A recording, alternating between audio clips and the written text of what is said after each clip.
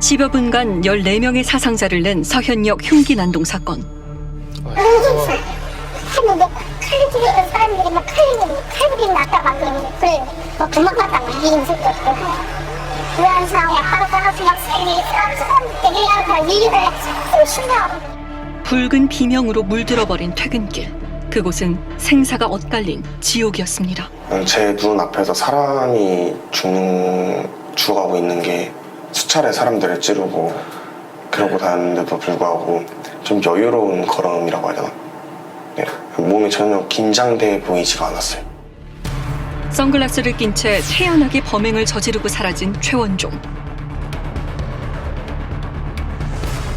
그는 세상에 맨 얼굴을 드러내며 자신도 스토킹 피해자라 호소합니다. 선생님들 죄책감 느끼시나요? 네. 피해자분들께 정말 죄송하고 지금 병원에 계신 피해자분들은 빨리 회복하셨으면 좋겠고. 반성문 지출 의향 있다고 하셨는데. 네. 구치소 가서 쓸 계획입니다. 하지만 인터넷 세상에서 반사회적 성향을 드러내며 범행을 계획했던 최 씨. 참. 피해자들에 대한 미안함 이런 감정보다 본인이 피해를 당할 수 있다는 피해 망상이 워낙 이제 큰 상황이어서 범행에 이르게 된 것 같고요. 왜 아무 죄 없는 14명의 사람들이 죽고 다쳐야 하는 겁니까? 우리는 이날의 사건을 결코 헛되이 넘겨선 안 됩니다.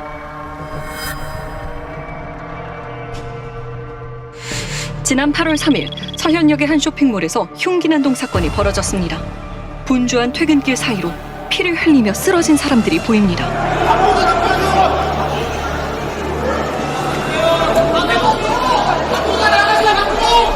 얼마나 무서웠을까요? TV에 긴급 속보가 터져나오고 우리는 무거운 발걸음으로 그곳을 향했습니다. 분당의 명동이라 불리며 하루 17만 명이 오가는 서현역. 만남의 광장이었던 그곳은 공포와 불안이 가득합니다. 사건 발생 직후 상황인 거죠? 네, 당일 저녁입니다. 역 주변으로 폴리스 라인이 쳐져 있고 경찰이 현장을 통제하고 있습니다. 갑자기 어떤 사람이 거기서 철들고 하고 있길래 주변에 계신 분들 놀라서 소리 지르고 도망가려고 하고 어디를 뭐 차를 뭐 바꾸서 그 사람이 칼부림 나고 많이 다쳤다던데? 사건은 매일같이 다니던 출퇴근길에서 벌어졌습니다. 핏자국이 선명해질수록 상황은 참혹합니다. 어쩌면 피해자가 우리였을 수도 있기에 그렇죠. 가슴이 덜컥 내려앉습니다.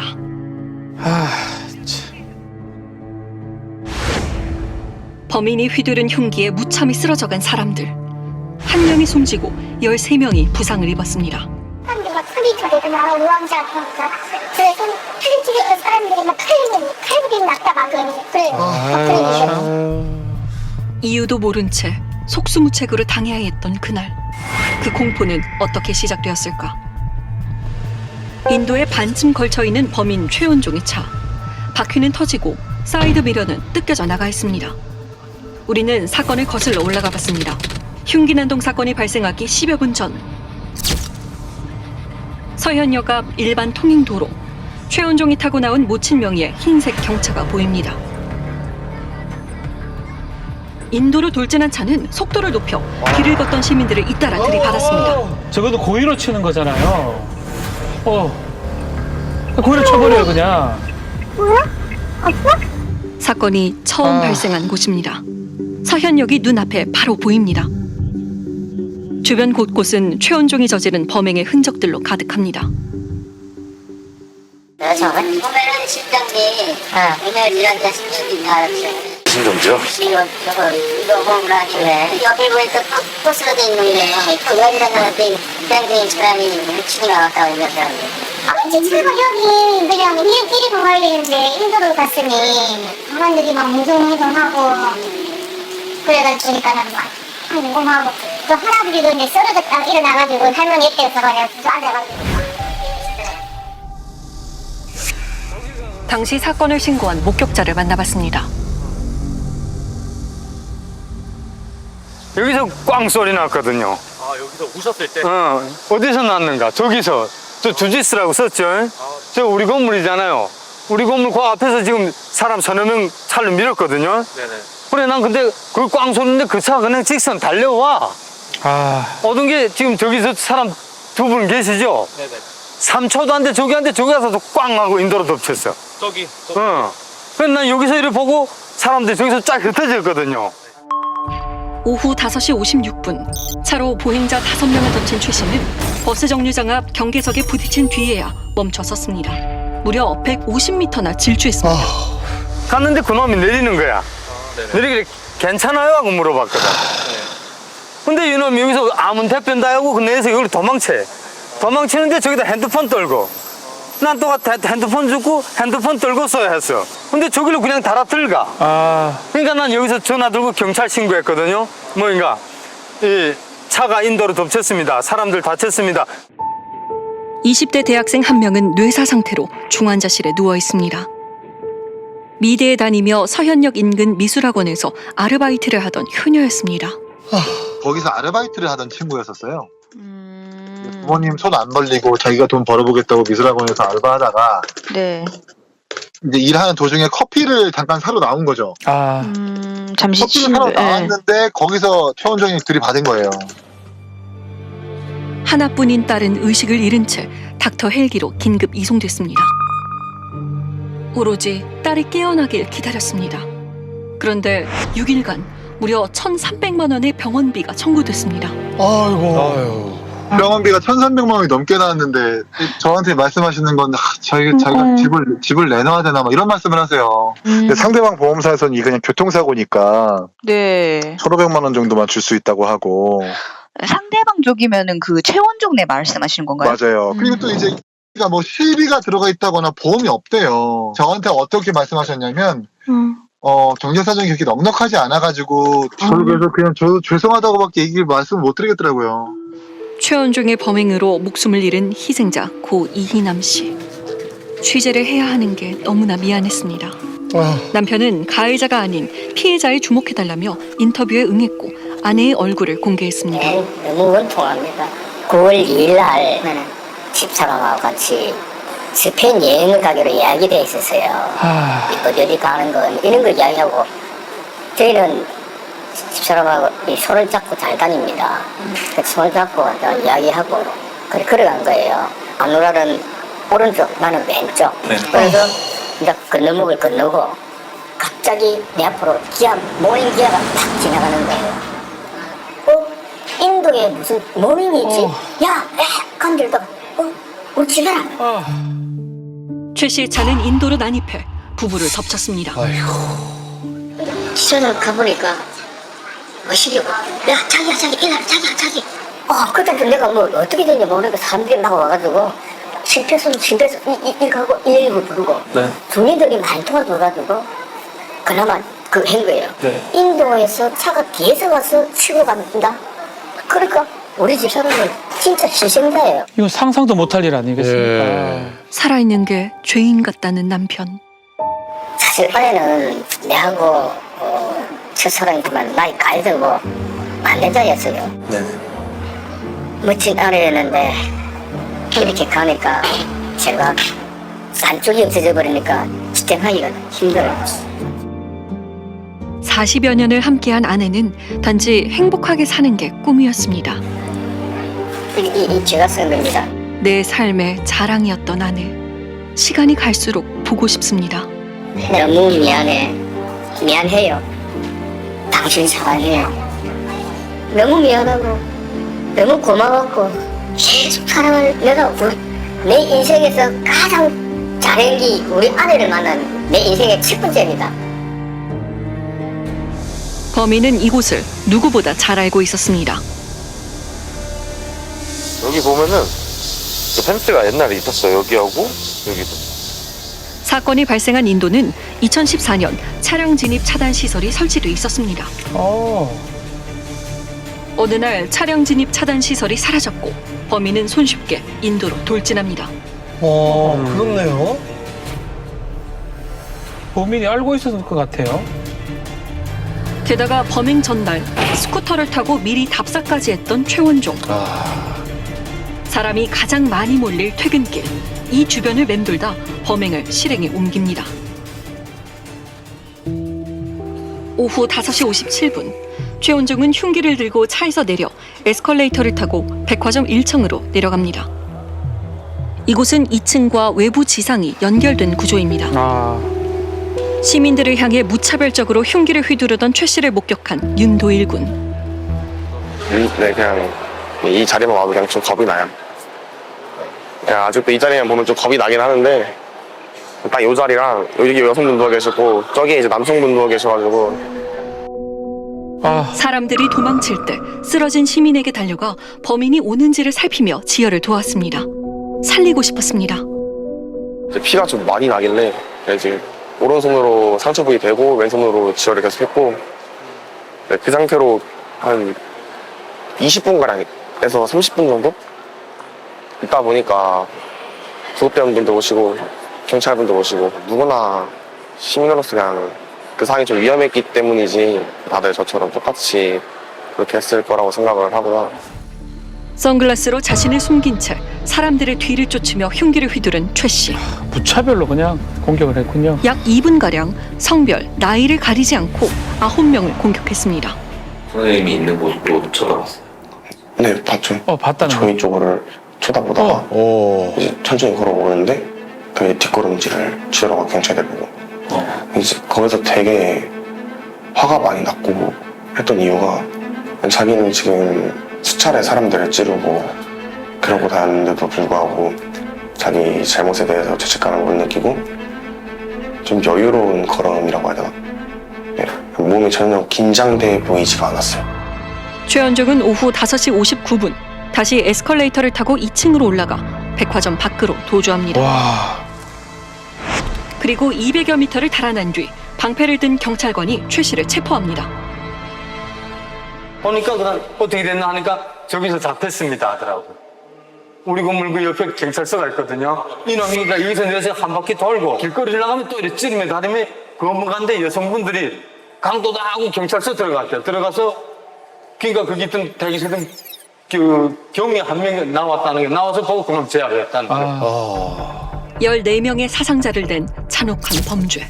실화탐사대는 119 신고 기록을 입수했습니다. 오후 5시 57분 첫 신고가 접수되고 사람들은 흉기에 찔려 쓰러졌고 살기 위해 도망쳤습니다. 공포에 질린 채 화장실 안과 가게 안에 숨어 있어야 했습니다. 끝까지 스스로 살아남아야 했던 10여 분. 그의 범행은 일상을 위협한 테러였습니다. 범행 이틀 뒤 세상을 트라우마에 빠뜨린 범인이 모습을 드러냅니다. 왜 범행을 결심했습니까? 정신과 치료 거부한 이유가 뭐예요? 서현역을 범행 장소로 선택한 이유가 뭐예요? 신림역 사건을 모방한 겁니까? 한 말씀만 해주세요. 경찰은 최 씨가 19살이 된 2020년 조현성 성격장애 진단을 받았지만 최근 3년간 정신질환 치료를 받은 기록이 없는 것으로 밝혔습니다. 나이 22살의 최원종. 경찰은 범행이 잔인하고 피해가 중대하다며 피의자의 신상을 공개했습니다. 차를 이용해서 먼저 가서 범행을 하고 이제 흉기를 이용해서 범행을 해야겠다 그렇게 생각을 했다고 진술하고 있습니다. 본인은 이제 대인기피 증세를 계속 호소하고 있거든요. 이제 본인이 사람이 많은 곳에 가 있었기 때문에 범행을 착수하는데 두려움이 있었다 이렇게 얘기하고 있습니다. 최원종이 진단받은 조현성 성격 장애는 조현병과는 다르며 다른 사람이 날 어떻게 생각하는지에 대해 무관심하고 표정 또한 잘 드러내지 않습니다. 그럼 대체로는 분열성 인격 장애가 어떤 아주 위험한 이런 부분들로 이어지거나 이럴 가능성은 거의 없다라고 생각하시면 돼요. 그런데 지금 같은 경우에는 그렇게 이제 초기에 검거가 되고 난 이후에 본인이 이렇게 막 정신없이 한 것처럼 보여지는 그런 말들, 멘트들을 이렇게 보면 분명히 어떤 피해망상적인 사고를 하고 있는 것 아닌가 이런 생각들이 좀 됩니다. 최원종의 맨 얼굴이 세상에 드러나고 동창들은 그가 눈에 띄지 않는 유령 같은 사람이었다고 말합니다. 이럴 애가 아닌데. 왜 이럴 애가 아니에요? 그러니까 평소에 그렇게 막 조용하고 공격적이거나 부정적인 언행도 하지 않고 칼을 막 그렇게 했다는 얘기를 들으니까 놀랐죠, 처음에. 진짜 아닐 줄 알았어요. 그 다른 원종일 줄 알았는데. 아, 이게 뭐죠? 그 중학교 때 졸업 앨범이에요. 아, 당시 이제. 특목고 입시를 준비했지만 일반고에 진학한 것으로 알려졌습니다. 고등학교를 진학하고 나서 3일인가 4일 만에 자퇴를 해가지고 그 학교를 같이 간 친구한테 연락이 왔었거든요.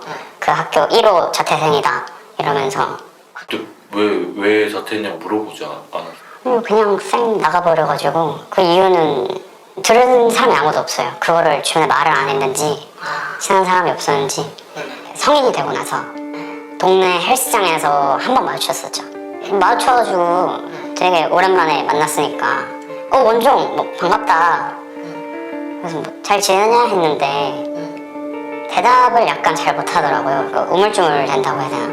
예를 들면 거기에서 그리고 제작진에게 뭔가 보여줄 게 있답니다. 아까 여기 이렇게 근데 거기에 밑에 이름이 최원종 써있는데 사진이 그 노 전 대통령님 그 사진인 거예요. 뭐지 하고 딱 눌러봤는데 뒤에 이렇게 우길승 전기가 배경사진으로 있고 일본어로 이렇게 뭐라 이렇게 써있더라고요. 그래서 왜 이러지? 자신의 프로필에 우길기 등을 올리며 반사회적인 성향을 노골적으로 드러낸 최원종. 역사를 바꾸는 프로그램 개발? 이건 뭔 말입니까? 기도를 해봤자 아무것도 변하지 않는다. 지금을 바꾸는 것은 싸울 각오다. 이렇게 적혀 있습니다. 그는 인터넷 공간에 자신의 범행을 암시하는 듯한 글을 남기기도 했습니다. 7월 25일 신림역 살인 사건과 스토커 발각 두 사건을 기점으로 군사력 대폭 강화라는 제목의 글을 게시합니다. 7월 말경 회칼을 들고 있는 사진을 여러 차례 게시하며 고졸 배달원이라 자신을 소개합니다. 범행 전날 서현역 지하에 디저트 먹으러 가는 중이라는 글을 씁니다. 최원종이 흉기 2점을 구입한 날입니다. 경찰은 범죄심리 분석관을 동원한 조사 끝에 정신질환에 따른 계획범죄로 결론 냅니다. 사망한 피해자분들께 애도의 말씀드리고 사망한 피해자 유가족들분들께 정말 죄송하다고 말씀드리고 싶습니다. 너무 괴로워가지고 제 집 주변에 조직 스토킹 스토커들이 많이 있다고 생각했거든요. 그래가지고 제 집 주변에 있던 사람들을 죽여야겠다고 생각했습니다. 거기에 이제 조직원들이 자기를 감시한다고 생각하기 때문에 거기에 올림으로써 뭐 방어라든지 열 받으라고 올린 거예요. 자기는 뭐 그 주변에 이제 자기를 감시하고 뭐 엑스던을 쏘고 뭐 너무 막 이런 괴롭힘이 심하니까 도저히 자기도 안 되겠다. 이걸 해서 뭐 이런 걸 경찰에 알려야겠다 이런 걸로 했다고. 경찰은 최원종이 사이코패스 판단이 불가하다는 입장입니다. 이수정 교수는 최 씨가 남긴 기괴한 글이 범행의 시그널이었다고 말합니다. 그러니까 그렇게까지 구체적이지는 않을 거예요. 이 사람의 머릿속에 있는 건. 그러니까 남들보다 내가 더 세 보이고 내가 더 대단한 사람이야 이런 것들을 보여주고 싶어 하죠. 지금 이 사람은 칼이었지만 조승희라고 미국에서 그 총기 난사한 사람 있죠. 그 조승희는 총기를 다 올리고 자기가 양쪽에다 이렇게 총을 이제 그 찬 사진 이런 것들을 올리고 했었잖아요. 지금 조승희하고 지금 비교적 비슷한 프로파일이거든요. 그런 류의 이제 피해 망상에 기인한 뭐 아직까지 조현병까지는 진단받은 바 없으나 이제 뭐 흉기에 대한 집착 이런 것들이 있죠. 그런 사람들은. 무차별 총기 난사로 무고한 32명의 생명을 빼앗고 29명을 다치게 한 조승희. You forced me into a corner and gave me only one option. The decision was yours. Now you have blood on your hands that will never wash off. 자신의 범행 동기를 비디오로 남긴 조승희와 인터넷에 범행을 예고했던 최원종. 자기 과시욕이 높은 특징을 보입니다. 영재로 알려진 그의 학업 중단이 인격 장애를 앓게 된 원인이라는 이야기도 있습니다. 하지만 대짜래 뭐 이런 것도 아니고 그냥 존재감이 없는 거죠. 애초에 그냥 역시 이 친구 알고 있냐 그랬더니 6명을 제가 가까이 물어봤는데 아무도 그 친구에 대해서 아는 친구가 없었어요. 뭐 어떤 친구다 이런 것도 아니고 그냥 얘 아예 모르는데 이런 애가 있었어라는 반응도 있고 다 정말 모르는 뭐 무슨 불만을 품고 뭐 그런지 모르겠지만 저희끼리도 뭐 이유도 추측도 안 되고. 우리가 만난 동창들은 최 씨를 특별한 영재로 기억하지 못했습니다. 과학 하면 떠오르는 과학자라고 돼 있네요. 과학자가 되고 싶어요. 물론 잘했다고는 하는데 뭐 사실 최상위권까지 뭐 그런 건지는 잘 모르겠어요.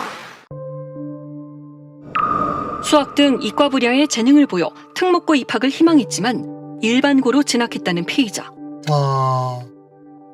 최 씨는 중학교 3학년 재학 중 올림피아드에 참가해 입상한 적이 있다고 알려졌습니다. 이런 것들이 범죄를 저지르는 과정에 영향을 미쳤는지 혹은 최원종이 자신의 정신병력을 이용하고 있는 건 아닌지 우리는 면밀히 따져봐야 합니다. 단순히 어떤 특정 인격 장애는 이렇다. 이런 질환에서는 이런 것들이 보인다라고 설명할 수는 없을 것 같고, 네. 그 사람의 그런 인생, 그 3년간의 시간 동안에 도대체 어떤 일들이 벌어졌고, 고립되어 있는 그 시기 동안에 어떤 마음 안에 어떤 뭐 울분이 쌓였을 수도 있고, 사회에 대한 어떤 아주 뭐 분노나 이런 것들이 있었을 수도 있고, 그래서 이 부분에 우리가 좀 초점을 둬야 하는 것 아닌가 생각이 듭니다. 만남의 광장인 서현역에 애통함이 가득합니다. 가장 안전하다고 생각했던 동네는 사건의 현장이 되어버렸습니다. 피해자들이 주변 이웃들인 거잖아요. 그렇죠.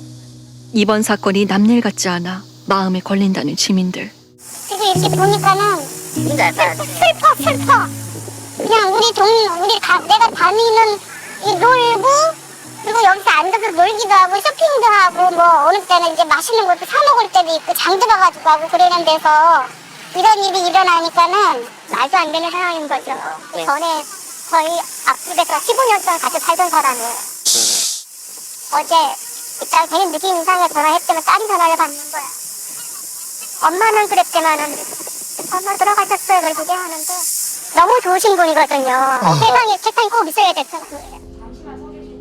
이제 아내를 보내야 합니다.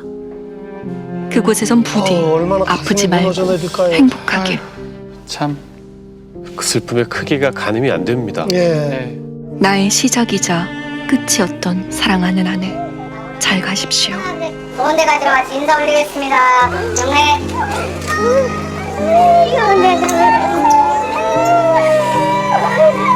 여행 먼저 가. 여행 제가 여행 가세요.